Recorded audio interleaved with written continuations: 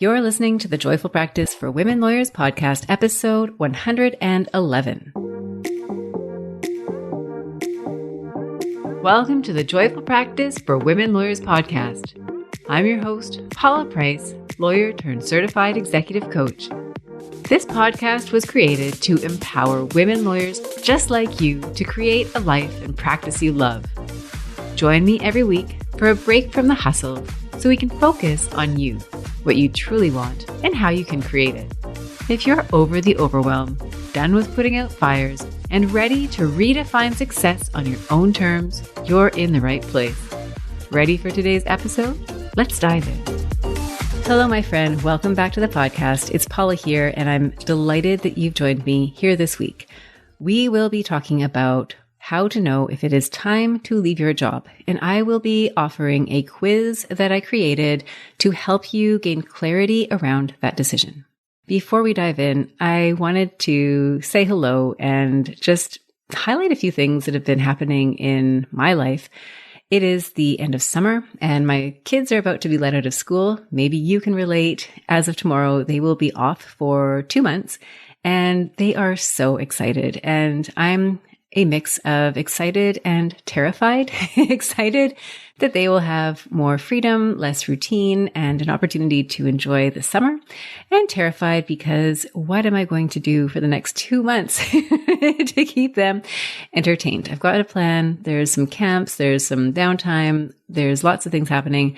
And I think it's a really good break for everybody. I just actually returned from my children's school. They had an end of year assembly and my son's class did a performance. They sang 3 Taylor Swift songs. Their teacher this year will be leaving the school. And so this was a bit of a farewell gift to all of us. It was really, really sweet. And I don't know about you, but when I see kids in assemblies in school gymnasiums, I get a little bit teary-eyed. It's kind of weird, but I was a little bit teary-eyed while they were singing Taylor Swift. They started with Anti-Hero, the other songs I didn't recognize. And there was also a part of the assembly where the kindergarteners gave flowers to the outgoing grade 7 students. And just that transition from elementary school to high school, for whatever reason, just brought up a wave of emotion. It's very strange, but for you out there, maybe you are going through a transition. Maybe your children are going through a transition. And if that's the case, I am with you. These are really interesting times. I'd also like to report that I am really delighted that my first group of mastermind and group coaching lawyers, we met earlier today and we are wrapping up, and it is bittersweet. It is sweet because I'm just so proud of all of them. I think they are an outstanding and extraordinary group of women, and the level of community and support that they provided to each other was just beyond what I could have ever hoped for. So it was amazing to meet with them and have a wrap-up call. We have one last call on Friday because I'd like to dedicate a full call just to celebrating everything that happened over the past 6 months. And I'm also really delighted to let you know that there is a group of 8 incredible women who will be starting in July. So in just a few days for the next 6 months. And I'm so excited to welcome them into the program. I'm delighted to meet them and to work with them. And if this is something that resonates with you, then please do let me know, because I expect that I will be starting another program in January of 2024. I've already had a couple of women reach out to let me know that they would be interested. So if you're interested, please do let me know and I will keep you posted on the details. So with that, I will take us into today's material. And the reason that I wanted to talk about transitions and how to know if it is time for you to leave your job is that it's a delicate topic. It's a topic that a number of lawyers reach out to me for help with, and some lawyers do ultimately make that transition. Some lawyers choose not to make that transition. And what I'd love to do for you today is to provide a framework that will help you make a decision. Now, I understand for many of you, and I've been in this position myself, sometimes you find yourself in a position where things are overall really good. You enjoy the people that you work with. You feel like your work is quite interesting. You feel like you're well compensated, you enjoy a number of features about the work that you're doing, but in spite of that, there's something that doesn't feel quite right to you. There's something that keeps gnawing away at you. There's this feeling like you're not where you're supposed to be. And it can be a little bit troubling because on the one hand, you see all these people around you who seem delighted with the work they're doing. They're excited. They're all on board. They all seem to be on the same page. And you may feel a little bit out of place, like you're not on the same track and you're trying to figure out why. And so the purpose of today's episode is to give you a framework to be able to make a decision. Now, before I dive in with the framework, I just wanted to highlight a few things. Number one, this is a framework that I invite you to use as a tool. I think it's kind of like one of those magazine quizzes when you fill out the multiple choice questions and it provides information and guidance about what you might do in a particular situation. So I'd invite you to look at the quiz from that perspective. This is a creative way for you to learn more about yourself, for you to assess where you are, and to look at the different factors in your professional work where you may have some leverage, where you can make some improvements, and ultimately to discern whether there's a possibility where you are now to make things work, or if really it's time for you to move on. The other thing that I want to highlight is that for each of you, the criteria that will matter most to you are particular to you. So I am going to offer a list of criteria that I have developed based on my experience working with lawyers who are in transition. And that experience is, of course, filtered through my own bias, my own preferences, my own interpretation. And so what I come up with as a list may not resonate perfectly with you, in which case I invite you to think about what list does resonate with you. And finally, and this is a bit of a spoiler alert, no matter what we do in terms of setting up objective criteria as a measurement, there is no substitute for leaning into your intuition. There is no substitute for doing that final gut check because ultimately you know the answer. And tests and quizzes are helpful for establishing a framework. However, when all is said and done, decisions are so much more nuanced than that. And so with that said, I am going to dive in and share with you the 5 different features or factors that I would invite you to consider when it comes to deciding whether to stay or to leave your job. Now, the 5 factors that I will be talking about today are the people with whom you work, the level of growth that is available to you in a particular position that you're in, alignment between you and the substance of your work, volume, and finally, compatibility of your professional work with your personal life. Now, what I'm going to invite you to do is to rank yourself in relation to each of these categories, and I'll give you some guidance about how you can do that. And I'd love for you to rate yourself on a scale of 0 to 10, where 0 is not at all, you're not feeling it, it's not working for you, and 10 is absolutely wonderful, out of the ballpark, this is perfect. And at the end of it, you'll have a score out of 50, 5 different criteria, 10 points for each one. And you can use that number as guidance, not a definitive yes or no, but as guidance as to whether or not you want to stay where you are or if you want to move on. Now, the reason I came up with these 5 factors altogether is that these are the most common factors that I have seen in my coaching practice. And so I bring them to you because I think they matter. And my guess is that they will resonate with you as well. So the first factor, the first indicator of thriving versus not thriving is the community that you practice in, the people who are within your organization. And you will know whether you work in a firm or in government or in-house or some other type of organization, whether you have your own practice or you're part of a smaller practice, that the people that you surround yourself with really does matter. If you're looking to those who are more senior to you, those are lawyers and other professionals who may be your mentors. They may be your market. They may be providing work to you. They may be referring work to you. those relationships have a significant role in terms of your development as a lawyer. You also have relationships with colleagues who provide support, who may provide guidance, who provide friendship, camaraderie, all of that. And you may also have a team that works for you. So lawyers who are junior to you, staff who support you. And your level of satisfaction with your professional work, I'm guessing, is correlated closely with those with whom you are working. And so if you look at where you want to rank yourself, you may be at the lower end of the spectrum, or you may be at the higher end of the spectrum. If you're at the lower end of the spectrum, what you may find is that you're lacking in mentorship or sponsors within your organization. Mentors are those who really look out for you and help you with your professional development.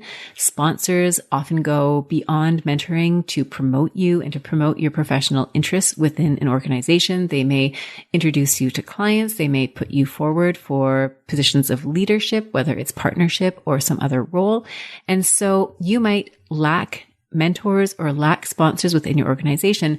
And that may make you feel like you're not really advancing, or you don't have the relationships to advance professionally in the way that you would like to.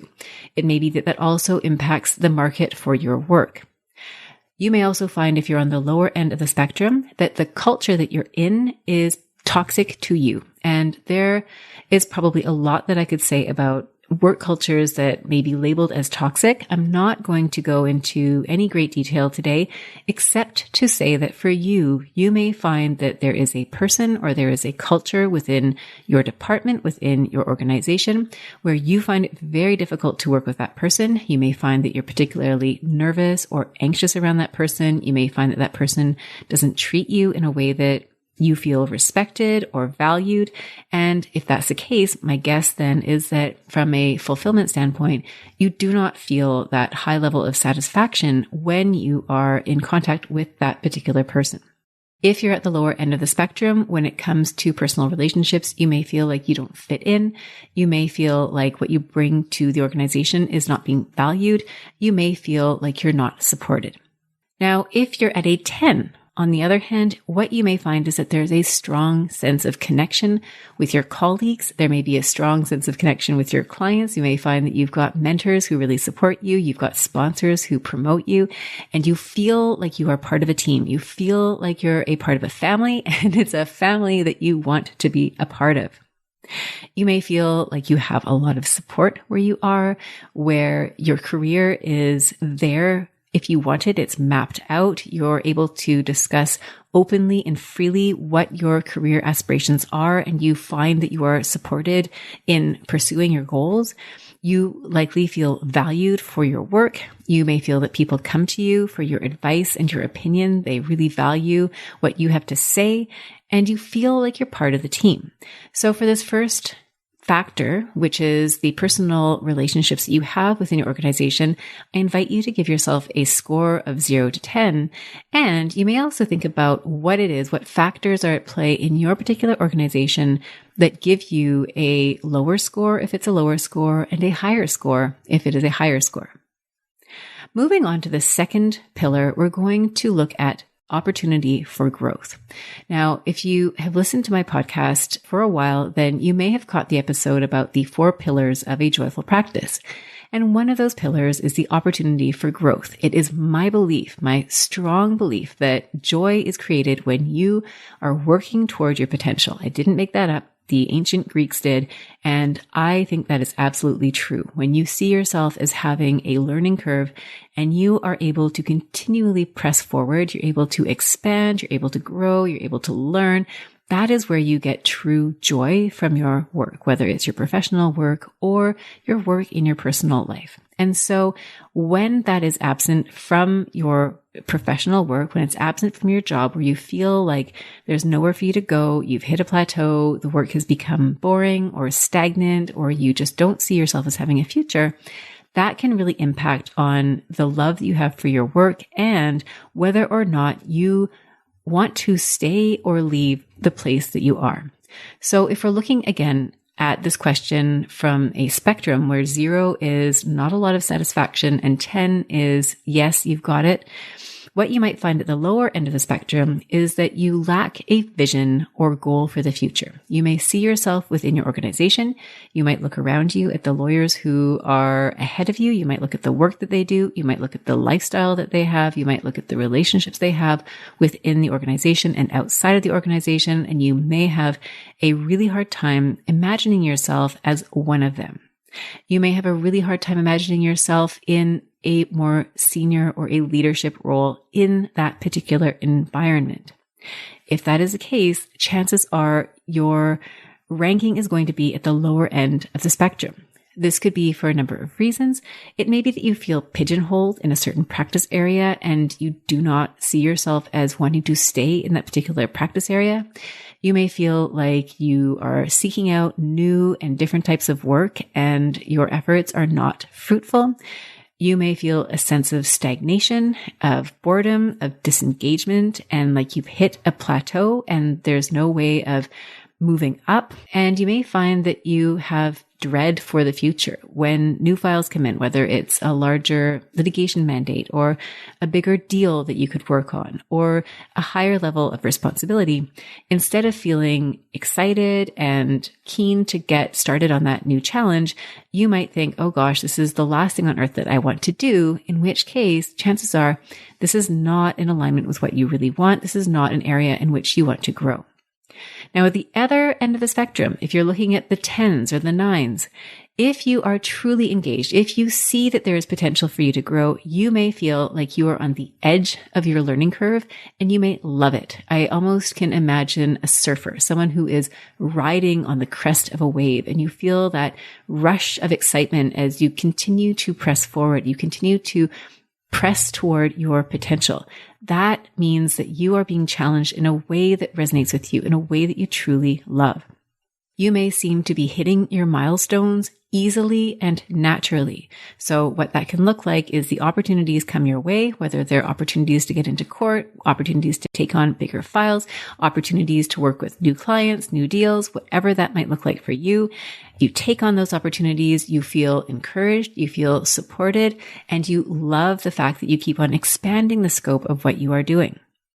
You may find that you have a very clear vision of your future. You might see partnership as something that you absolutely want, and you can see that path ahead of you.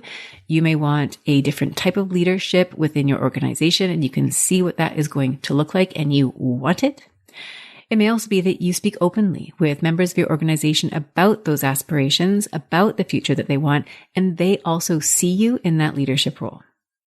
Chances are, if you have that capacity for growth, you may feel stimulated, you may feel keen and excited to keep on going. And it may also be that you are at a stage of your life and practice where you don't want that accelerated growth. What comes to mind for me is if you have a young family and so you want growth, but maybe not growth at a particularly fast pace, but you still have that opportunity for growth, for increased levels of challenges. And you know that when the window closes, the capacity that you have for professional work reopens to a greater degree, that the work is there for you. The opportunity is there for you.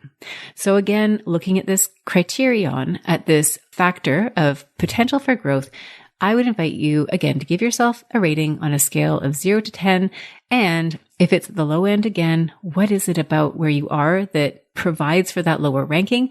And if you're at the higher end, what is it that's working that you are noticing that is giving you that higher score? So moving on to the third criteria, and just to review, we've talked about the people within your organization. We've talked about the capacity to grow. The third factor is alignment with your substantive work. Now, what you might find is that you fall into a particular practice area because somebody that you really loved working with invited you to join their group and you worked with them for some time and then they left, right? This is one of the challenges that I often see.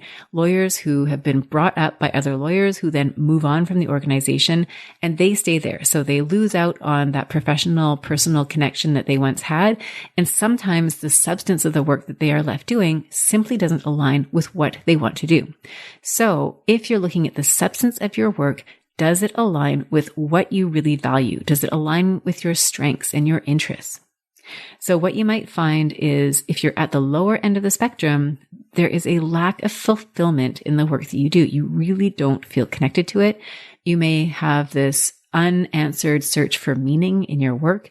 You may find that you are increasingly frustrated with the nature of your practice. So for example, you may be in a combative family law practice where there's a heavy emphasis on the adversarial nature of the practice, where you're litigating, where there's a fight around every corner. And what you really feel called to do is a much more collaborative program. That might be an example of where the substance of your work doesn't align with what you truly want. And when that happens, what you can find is that it spills over into the way that you practice. So you might start procrastinating on work. You might dread doing your work. You might avoid doing the work. And that can lead to a form of self-sabotage where you're no longer performing at a high level because you are pushing off, because you are dreading the work. And that becomes a vicious cycle because the more you put it off, the more you avoid it, the less engaged you are, and so on. Now, at the opposite end of the spectrum, if you fall in love with your practice area, if you are truly connected with the substantive nature of what you do, you will feel like you want to do it for free. These are the lawyers who are dying to read the latest cases. You are engaged in what's going on. You want to be part of your community. You're signing up for the section meetings. You're speaking at conferences. You're attending conferences. You just want to know everything about a particular subject matter. If that is you, then chances are you have found a great fit for you in terms of alignment between the substance of your work and what you really love to do. You might also find that you love the challenge. You might see your work as puzzles. You might feel like you're really good at what you do and it's a perfect alignment with your strengths. You may see how your practice complements your interests in who you are as a person. So for example, you might get very much behind what you are able to achieve at a social level because of the work that you do, or a societal level, I should say, the impact that you're able to create within a community. And it may be that you see the value that you're creating through your work for your clients and for your colleagues. So for this particular factor, engagement and alignment, I'd invite you to give yourself a score ranging from 0 to 10. So now you should have a score out of 30. We're going to move on to the last two criteria. The first of those two is volume. Now, this is a complaint that lawyers often have, this idea that they have so much work, they're unable to balance their personal lives with their professional lives. And yet that does not seem to be the biggest factor when it comes to wanting to make changes in your professional world. So what I've noticed is that even when lawyers have challenging working environments, sometimes the volume of work will be a factor that militates in the direction of moving from one job to another. However, more often than not, what I see is the other factors playing a greater role. It's, are you connected with the people with whom you're working? Are you feeling like there's opportunity for growth in the organization? Do you feel aligned with your work? And if those things are all in play, then the volume of work itself isn't necessarily the biggest problem.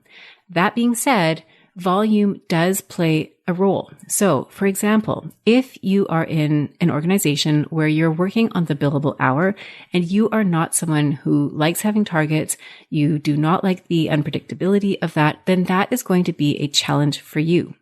Conversely, if you are in a job that is 9 to 5 and what you find is that you're actually really motivated by having targets, that you don't like having to be in a particular place between certain hours of the day, you may actually find that the 9 to 5 doesn't work very well for you.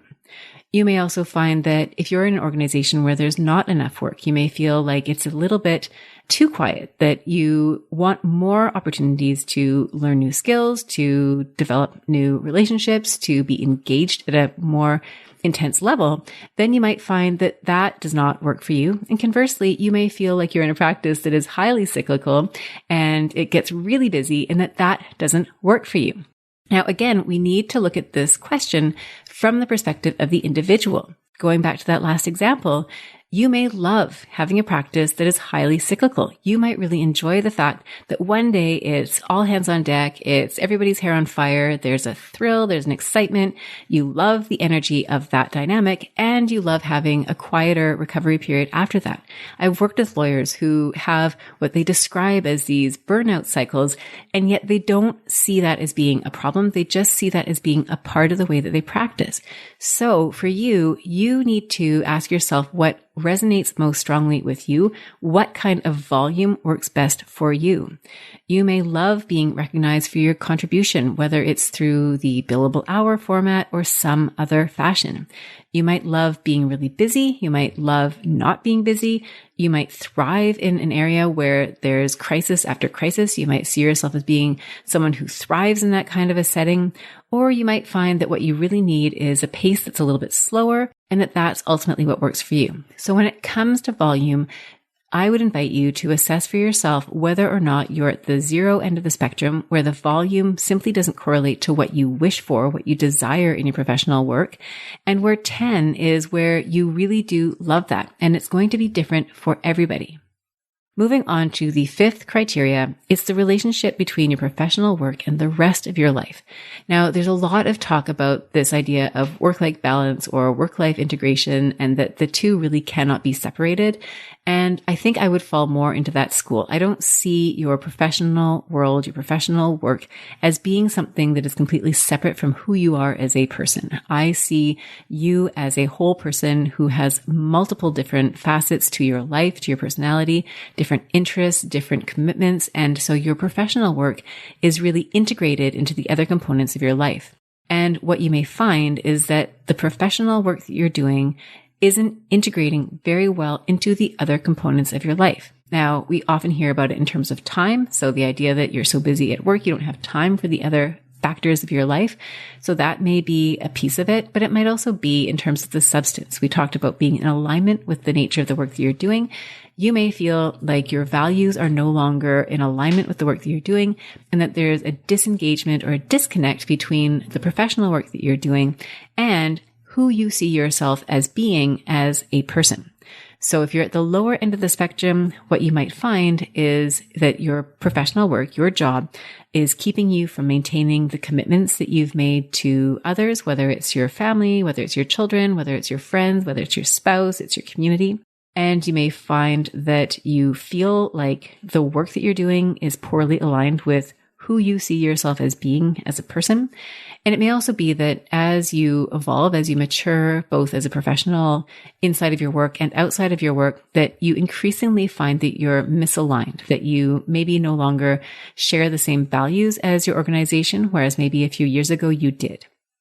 Now, at the opposite end of the spectrum, if you find yourself closer to a 10, what you might find is that you actually thrive on the complement of your professional work and other components of your life. There may be a real contrast there. You might, for example, love the professional persona you adopt when you step into your office. And that might be really a neat contrast to the maybe who you are as a mother at home. You may be really nurturing, really soft, really gentle with your children. And that might be a contrast that works really well for you. You might love the intellectual stimulation of the work that you do professionally.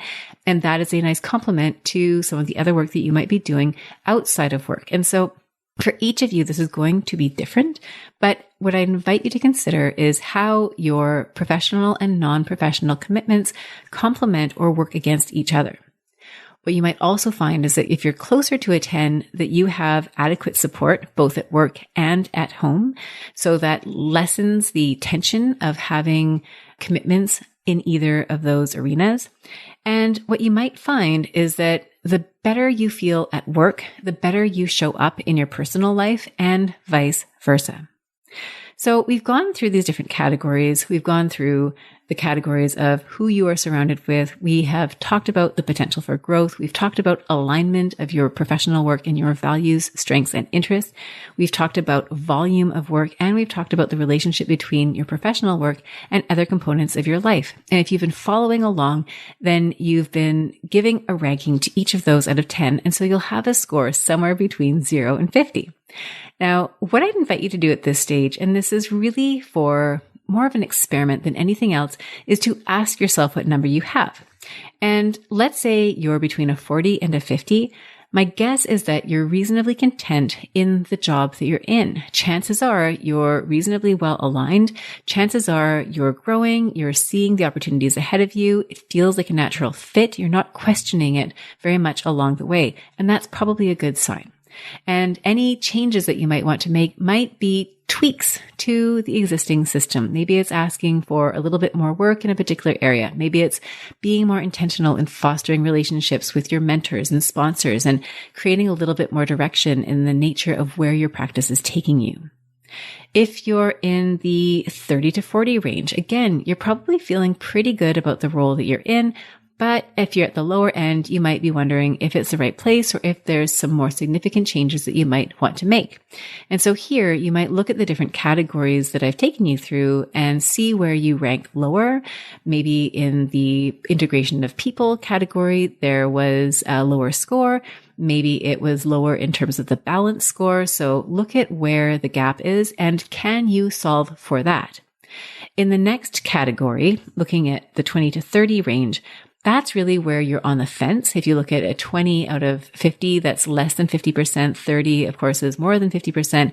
So that's really where you're straddling the line. And are you better off leaving or are you better off staying? And again, you're going to want to look at where the gaps are.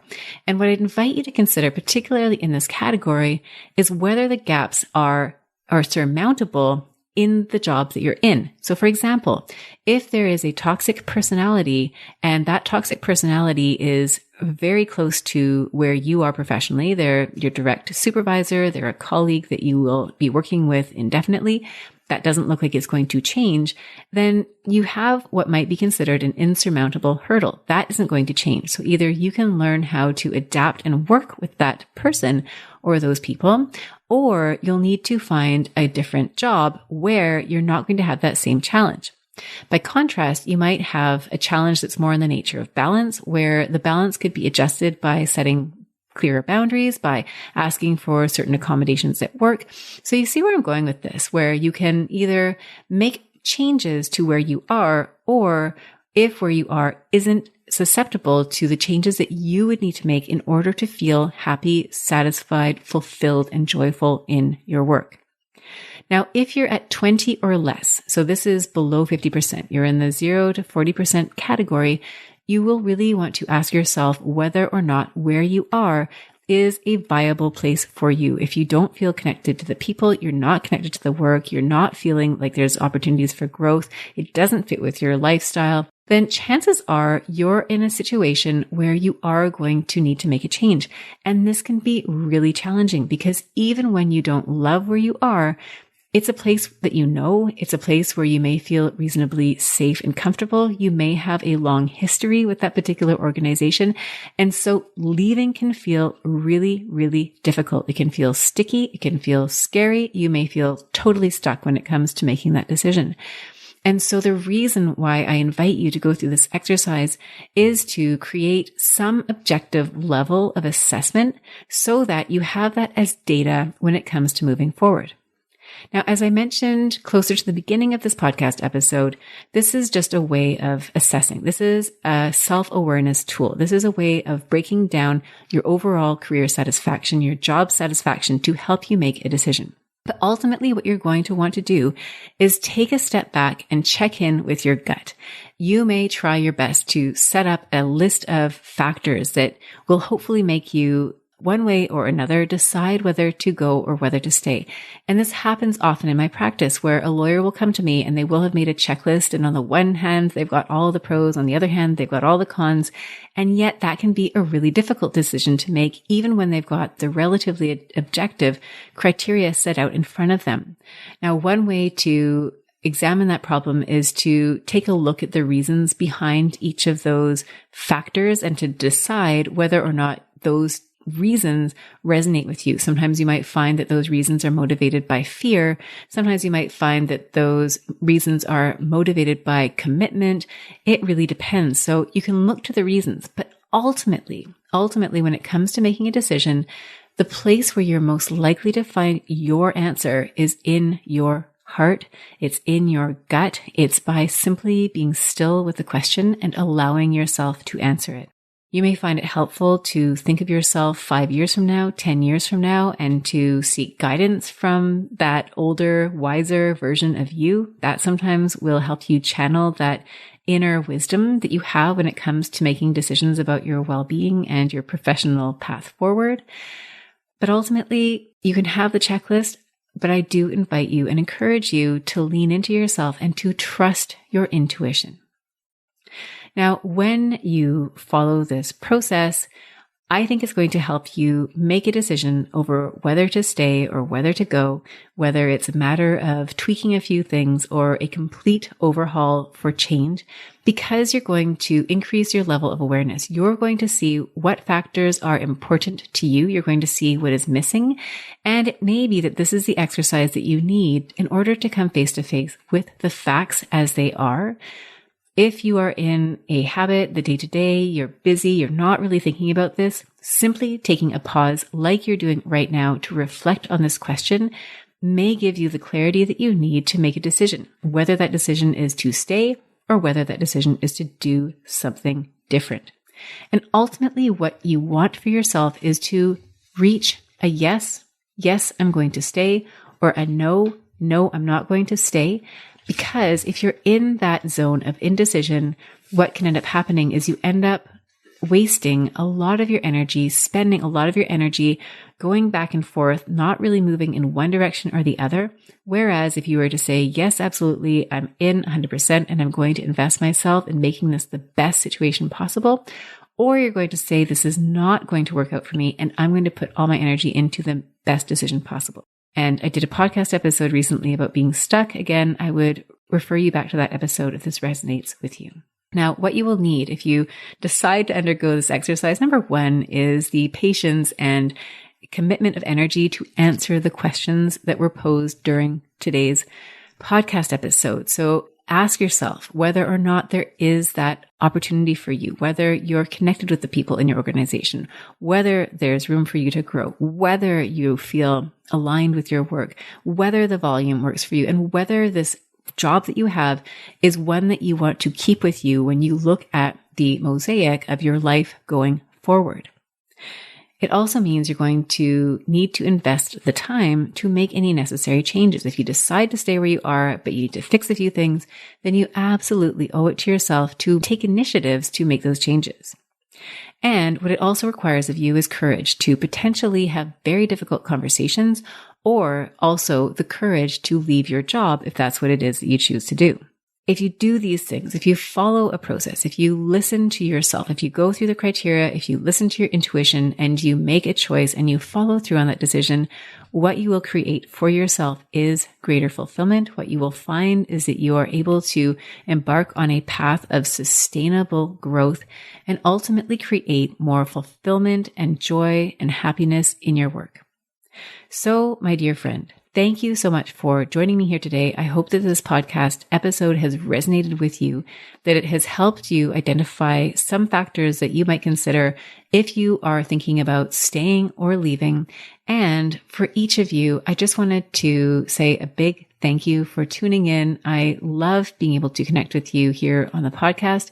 If you have any questions or if you'd like to take this work further, then please do reach out to me. I'm always delighted to hear from you. If you are a listener to the podcast and you would like to offer a rating and review, please do that on iTunes or wherever it is that you download your podcast, because that helps other lawyers find this podcast, which would be wonderful. It will help us create an even greater community of lawyers who support each other and who want to see each other succeed. So with that, my dear friend, I wish you a beautiful week. I hope your summer is off to a gorgeous start. And I very much look forward to reconnecting with you again next week. Bye for now. If you enjoyed today's show and don't want to miss an episode, subscribe and follow the show wherever you listen to your podcasts. If you haven't already, please leave a rating and review. Your feedback will help me create a podcast that's tailored to your needs and goes straight to the heart of what matters to you. For instructions on how to subscribe, rate, and review the podcast, visit www.discern.co. thejoyfulpractice.com/podcast launch. See you next time. Thank you for listening to this episode of the Joyful Practice for Women Lawyers podcast. If you want more information, visit www.thejoyfulpractice.com. See you next week.